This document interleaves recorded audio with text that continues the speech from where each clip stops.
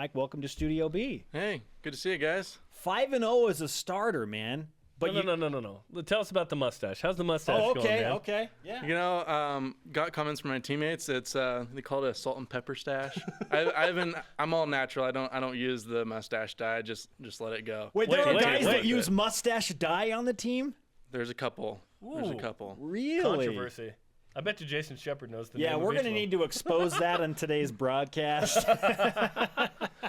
Hey, do you have any? We're throwing out the first pitches. Do you have any advice for Jeremy and I as we head out on the mound and get ready to do that in front of the public? Well, I'm not going to touch the mound. I'm going to go or in front of the mound? I don't dare go on the mound. Well, I think the first thing is just visualize. If you can just prepare like 5 minutes before, just visualize that catcher's mitt.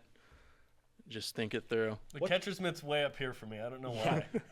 What's the phrase that Kevin Costner uses in For Love of the Game? Is it clear the mechanism? Clear the mechanism. Zone in on that mitt. Oh yeah, that's for sure. That's what I have to do. I mean, we've had some really like crazy crowds. The rock section just being awesome for us this year.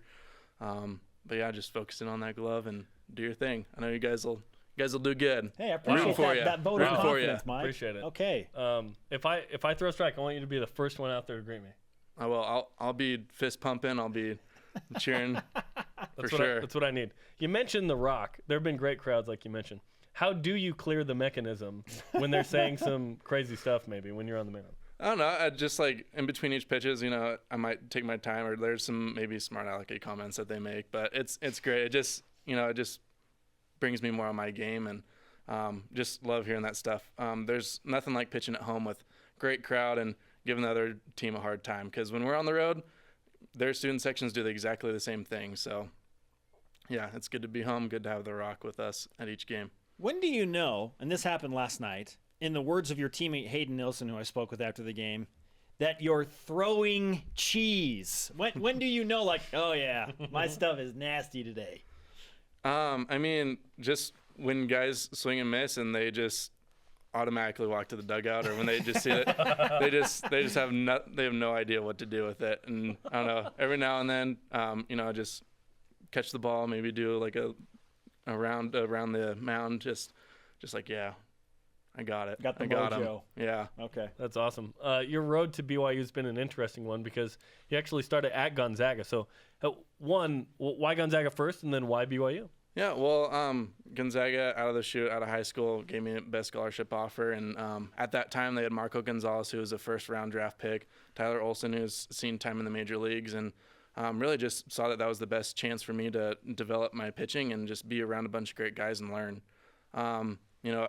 It didn't work out, fortunately for me, and love being here at BYU. And the redshirt year was rough, just not being able to play, even though completely able to play. But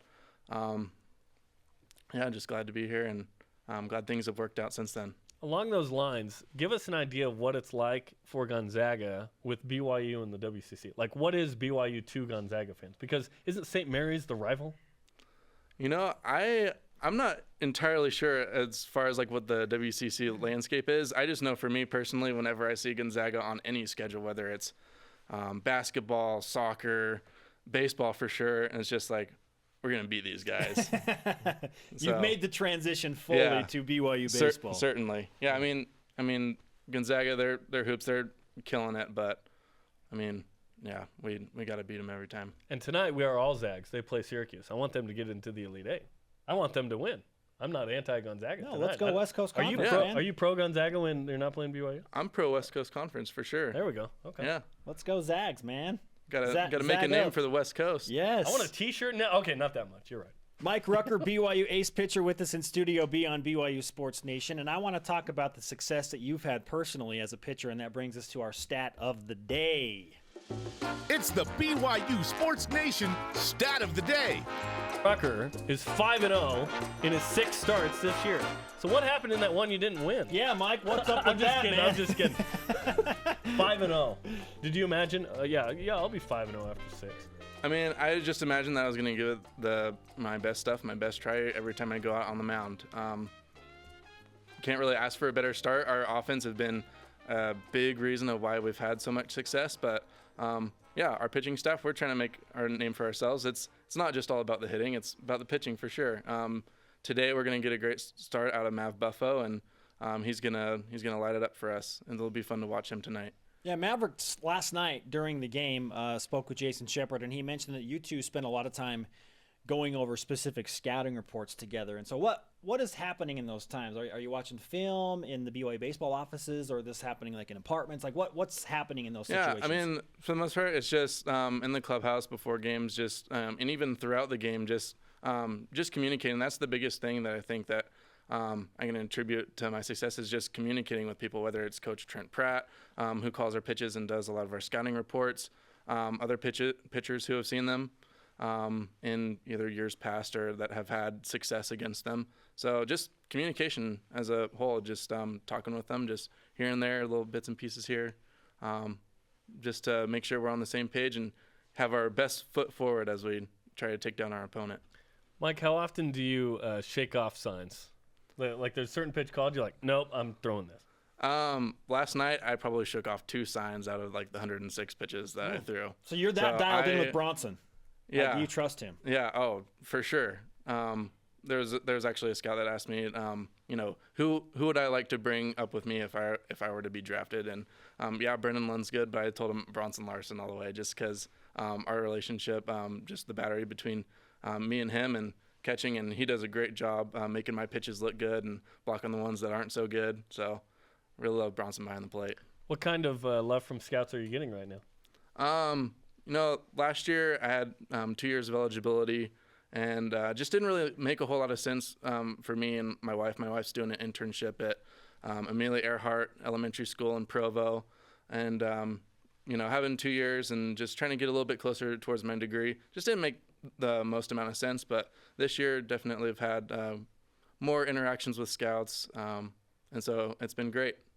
When you're 5-0, people tend to pay attention. Isn't that funny how that works? Mike Rucker with us in Studio B, BYU baseball ace pitcher. I had an interesting conversation with Mike Littlewood last night about Trent Pratt and the dynamic that he brings to the team. Not only does he have an unbelievably thick mustache. Oh, for sure. That thing is wild. It's taking on a mind of its own. It's like a bird nest in there or something, man.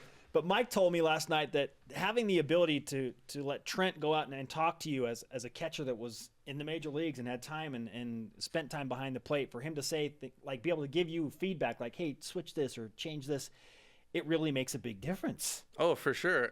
Halfway through the game, just wasn't quite feeling my slider the way that I've been accustomed to throwing it. Just told me one little change, hey, just loosen up your arm action and just feel it off your fingertips. The rest of the night, slider was dynamic. Wow. So, when we're talking about feeling it, that's when I was feeling it. Yeah. Wow, that one little key that's interesting, and that was a good win last night, 4-1. One where the team doesn't score a lot of runs, but has been like you've talked about this year.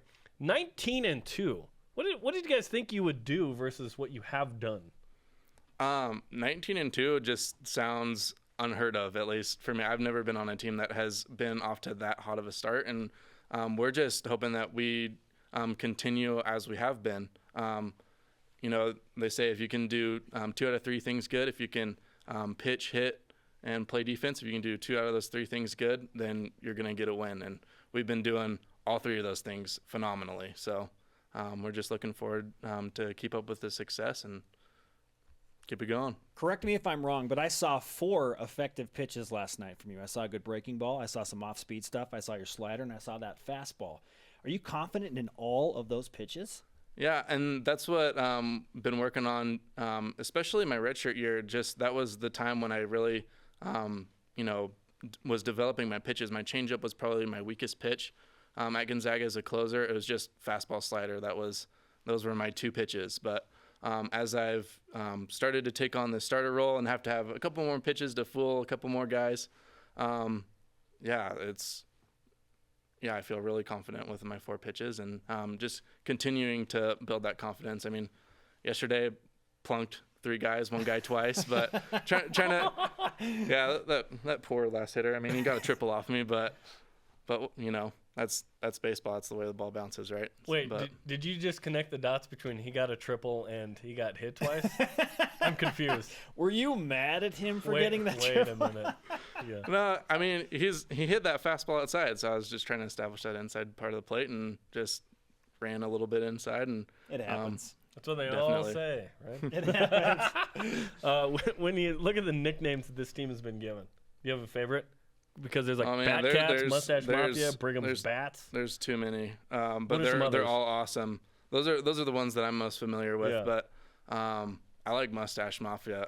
Brennan Anderson, his mom actually, I got word of this morning that his mom's printing T-shirts that Oh, say they were Mustache wearing them Mafia. last night. Yeah. Nice. Yeah. Nice. Yeah, so we're gonna hopefully see more of those at games to come, and yeah, it'll be really fun to see that. Absolutely. Okay, before we let you go, I need to know who's the dugout clown. Who's the clown in the dugout? Oh man, dugout clown.